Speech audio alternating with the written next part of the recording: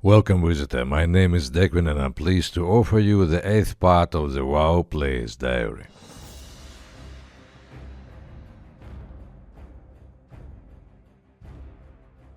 Path 3.1 Secrets of Ulduar was eagerly anticipated, especially by raiders who had thoroughly farmed both 10 and 25 players version of Naxxramas, and reports from public test rooms suggested the upcoming raid, Ulduar, promised a more challenging and engaging experience.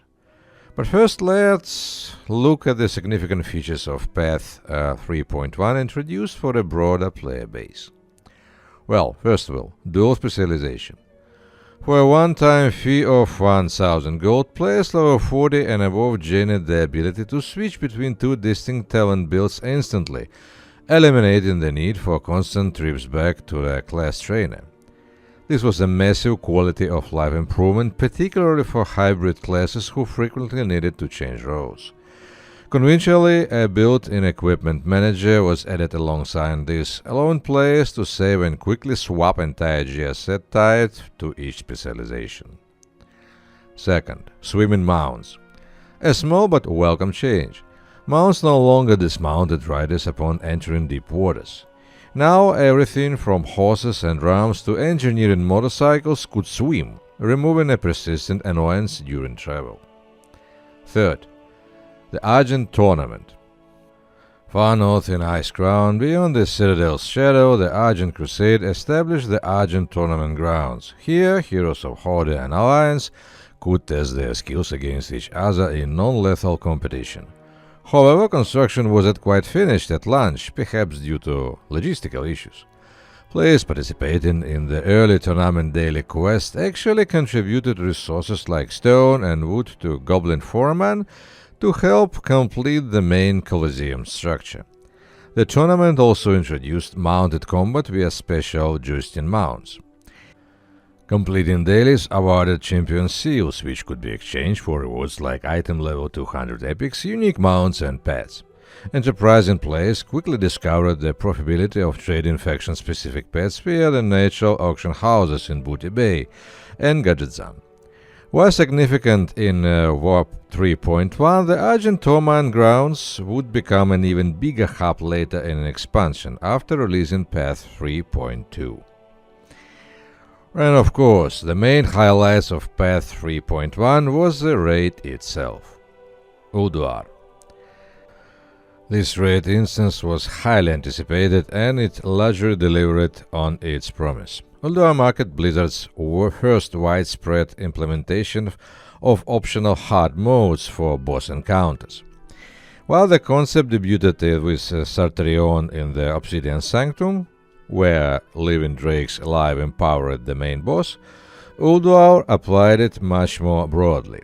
Standard normal modes allowed players to experience the content and story, while activating specific conditions during a fight unlocked a significantly harder version, hard mode, offering superior loot for those seeking a greater challenge. The pinnacle of these challenges included the hard modes for Mimiron, the final boss Yogg-Saron, and the optional and incredibly difficult bonus boss Elgalon the Observer. Unlike Naxxramas, Ulduar wasn't cleared within days. Insidia, the guild formed from the merger Nihilum and SK Gaming, previously known as 25th of November, only managed to defeat Elgalon on 10-player version difficulty in early June 209, weeks after the Path release. The ultimate raiding test was a Yogg-Saron hard mode known as Alone in the Darkness, or Yogg-Zero, where players fought the final boss without the assistance of any keepers, powerful NPCs who normally provided buffs and mechanics assistance. Forum theory crafters initially calculated that defeating Yogg-Zero was mathematically impossible with the gear available at the time. Despite this, news rippled through the community in late June 209 that US Guild Exodus, Yasonder server, had achieved the kill. However, controversially followed as it was revealed they utilized a bug. The guild received a temporary bans. Just 10 days later, the Chinese guild stars achieved the seemingly impossible feat legitimately, proving it could be done without exploits. Ulduar wasn't just challenging, its design was superb. It offered incredible environment variety, from Freya's lush Conservatory of Life and Mimiron's intricate workshop complete with tramway, to vast snow-swept exterior zones teeming with giants. The instance deep lore delving into the Titans and the Old Gods is considered by many to be even more compelling than that of the ice-crowned citadel itself. The encounters were equally well crafted. Even a year later, well-geared raids in Tier 10 gear could easily wipe on bosses like Yogg-Saron, even with one keeper assisting, if they failed to execute mechanics properly. Simply overpowering bosses with a gear wasn't a viable strategy for many encounters. Ulduar was by almost every measure a resounding success. Arguably, its scale and thematic weight dealing with an old god of death could help position it as the expansion's final raid. After all, Yogg-Saron represents a cosmic threat arguably greater than the Lich King. However, the expansion was titled Wrath of the Lich King, and ultimately Arthur's story needed to be concluding chapter, making the incredible Ulduar storyline ultimately secondary to expansion's namesake. Raiding the beginning. My first real understanding of what raiding meant came from reading Dima Romer's Azeroth Chronicles. I later learned that EverQuest 2 also featured this kind of large group content. It all sounded incredibly exciting. While I never got the chance to raid seriously in AQ2, EverQuest 2, raiding eventually became my primary focus at the level cap in World of Warcraft. Primary not in a sense that I raided every single night, but that my character progression and even my choice of guild became driven by how effective I could be in raids. My initial taste of raiding happened back in summer 208. It wasn't, actual, relevant content, though. It was a run into Zoo Group, which at the time was still a 20-player instance. We cobbled together about 15 random players, and we cleared the trash mobs easily enough, but wiped a couple of times on High Priestess Marlee, the mouse boss. The group quickly fell apart after that, mainly because of our only tank was a rogue trying to replicate a strategy famously used on Magteridon, and it didn't quite work out. Later I joined a run into Temple of Ankh-Kiraj organized by players from other guilds. This was put together by Ol Yeltra, a dedicated player from London who, by September 208, already had over, 100 days of played time. She later attempted to organize a Naxxramas 40 run, but it never materialized. Instead, we ended up doing the ruins of Ankh-Kiraj, that was for 20 players. I even visited Karajan, but only after Wrath of the Lich King had launched. Then I was level 72. Making it another nostalgia or fun run, though the bosses still packed a punch for our casual group. My very first real raid experience in Wrath of the Lich King was the Obsidian Xantium. The main objective was Sertorion, the boss holding their loot. Putting together 10-player raid was quick. Our guild was quite active, usually having 20+ members online in the evenings. The entire instance, clearing the minimal trash and killing the boss, took only about 20-25 minutes. Honestly, that first Sartorion kill didn't leave much an impression. It reminded me more of the time 15 level 70s steamrolled Onyxia right after patch 3.02 and removed her attunement quest chain. We defeated her in about 5 minutes. Sartorion felt similar. Yes, the guild group had killed him many times before, but I had hoped for something, more epic. Frankly, some heroic dungeons bosses felt more engaging than this first raid encounter. To be fair, we killed him on normal mode without activating any hard mode drakes. The loot was a token for a tier 7 raid set piece and 22 slots back. My first venture into Naxxramas 10-player versions happened in mid-April 209. Our guild typically split Naxx runs over 2 nights per week. On the first night we tackled the Arachid quarter, Spider Wing, and the military quarter. The run took a little over 2 hours and we only wiped twice, once on Maexna and once on a 4 horsemen. My initial impressions of Nax was that I felt like a very long heroic dungeon. My hands were definitely sweating before the first boss, Anubrikan, and after we killed him my head was spinning thinking, what just happened? But I adapted quickly. Some bosses didn't feel particularly memorable, like Instructor Azorvios, and his fight felt like a simple hit harder run faster scenario, similar to Sartorion. Gothic the Harvester was more interesting, but still relatively straightforward. I did enjoy the 4 horsemen fight. It required actual coordination, and our second wipe on the night happened precisely because we messed that up. Aesthetically, the instance was a mixed bag. The Spider Wing's garish acid green and pink color scheme wasn't my favorite. The military quarter, however, had a more serious, imposing design and remained my preferred wing. Loot-wise, the run was decent. Besides 6 emblems of valor, I picked up some glows, no better than my current ones, but nobody else needed them, and won the roll for the Ghost Spear polyarm after tying with another players at 100 and winning the subsequent roll-off. Well, interestingly, back then hunters often competed with the druids for polyarms, not as an active weapons, but as a powerful stud sticks equipped alongside our ranged weapon. Between that first night and the second-rate night later that week, I also managed to win a token for T7 glows from another source, which was a nice upgrade. Our second Nax night started smoothly. We cleared the Plague quarter in about 40 minutes, and the Construct quarter took a bit longer, maybe an hour. Finally, Saphiron and Kel'Thuzad took roughly 40 minutes combined. We wiped twice more, once on Etedius and once on Kel'Thuzad himself. I personally died 4 times throughout the night, twice on Tedius, once on Hagan the Unclean, and once on Kel'Thuzad, mostly due to misunderstanding tactics. Reading guides helps, but they are no substitute for experiencing the mechanics firsthand a couple of times.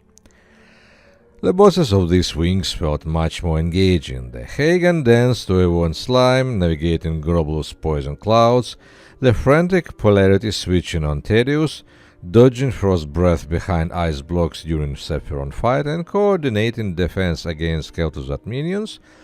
It was all quite memorable. Hagan and Tedius were particularly fun fights. In early May, our guild teamed up with members from 2 other casual guilds to attempt 25 players version of Nax Ramas.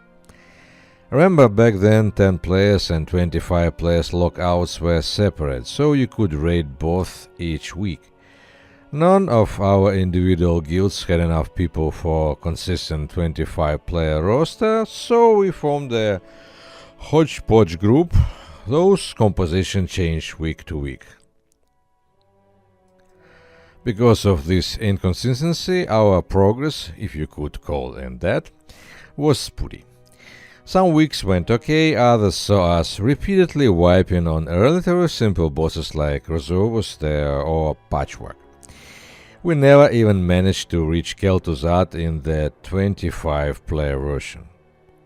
Despite the frustration, the experience was valuable and only fueled my interest in raiding. Even though Naxxramas wasn't considered overly difficult, it forced me to learn my class mechanics better, start using essential add-ons, and pay closer attention to encounter details. Admittedly, it took me a long time to reach a competent level. It's funny to think about now. Back then, I raided without adjusting my camera distance. I fought raid bosses using the same close-up view I use for questing, and learning to zoom out for better situational awareness came much later when I started raiding more seriously. Blizzard Entertainment earned a reputation for releasing incredibly polished games back to 19th. They famously spent years developing projects, resulting in very few commercial failures. Blizzard primarily shipped hits. It's well known that several projects like StarCraft Ghosts and Warcraft Adventures were cancelled simply because the developers felt they wouldn't meet that hit standard. However, nothing is perfect. Even Blizzard's biggest success, World of Warcraft, has significant flaws despite years of development. I'm not talking about the class balance debates or controversial content patches like Trial of the Crusader.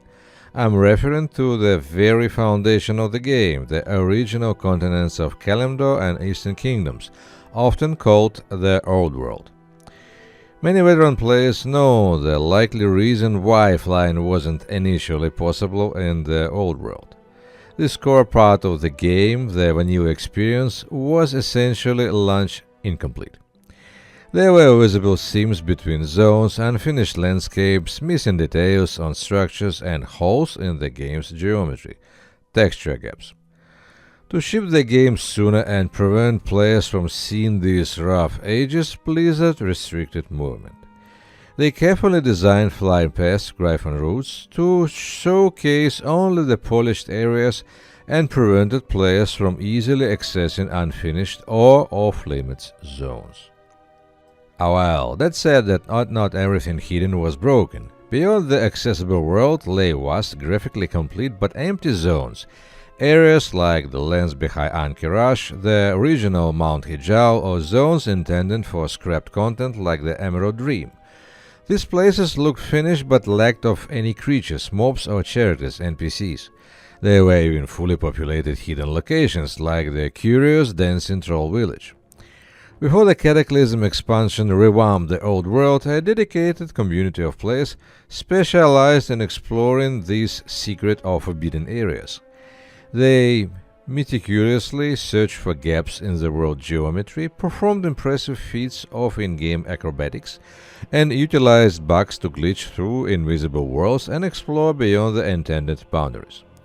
Understandably, Blizzard didn't encourage this so-called exploration, and the players caught glitching into forbidden zones could receive temporary bans, often 3 days. Yet neither the threat of bans nor physical barriers like the gates blocking Hijau deterred these persistent adventurers. I dabbled in exploration myself. My first target was the Ironforge airfield. Today it's a regular part of the Dwarf Statin experience, but back in the summer 209 it was a hidden gem. You could only glimpse it while flying on a Griffon route between Ironforge and Manitil Harbor. A U-shaped runway, pocket airplanes, a bunker dug into a high hillside, and watchtowers on the surrounding slopes. If you look closely, you could see tunnel entrance and patrolling guards and even a group of dwarves fighting off trogs near a frozen lake. One summer evening, after finishing my Argent Torment daily quests and clearing the Old Hillsbrad dungeon solo, I decided to unwind by trying to reach the airfield. I asked in guild chat if anyone knew how, and a veteran warlock named Logan offered to guide me. The path started near Ironforge North Gate on the Loch Mordan side. Logan showed me the precise spot where you had to start jumping up the mountainside, carefully finding pressures on the invisible ledges in the turn geometry. It took me about 3 minutes of tricky jumping to get a foothold. I waited for him, but unfortunately he was having trouble replicating the jumps.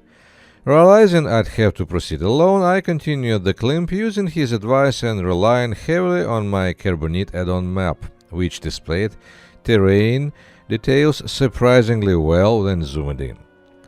After a certain point, the path became much easier, and I ran the rest of the way to the airfield. It was a cool place. NPCs walked around purposefully and would even respond if you interacted with them. However, signs of its unfinished states were apparent. For instance, the bunker lacked entrance steps, requiring a mountain jump over a curb to get inside, though the interior itself was modeled. The tunnel that seemingly led back towards Ironforge proper was blocked by an invisible wall just inside the entrance, even though you could see the passage continuing beyond it. Another hidden spot I visited was the Dancing Troll village. This peaceful settlement was nested high in mountains between Dark Shore, Winter Spring, and Moonglade. After Cataclysm, a path was opened from Dark Shore, and the trolls are now depicted fighting night elves over the area. But back then it was just a serene village where trolls perpetually danced, seemingly happy and isolated. Getting there was significantly harder than reaching the airfield. The challenge began in a winter spring, requiring careful jumping onto a specific hill to traverse through the forest leading to a very steep drop. The descent was a real problem. Simply jumping off meant a certain death. I splattered several times trying. After 3 failures, I remembered my engineering profession and crafted a parachute. It took 2 careful jumps, one onto the intermediate ledge and then another parachute jump from the ledge down to the village path. The adventure was definitely worth it. The village was picturesque and incredibly peaceful. The trolls were non-hostile and place had a calm atmosphere that reminded me Lake Riza, a scenic spot in Abkhazia I'd visited as a teenager. A tranquil lake surrounded by steep mountains.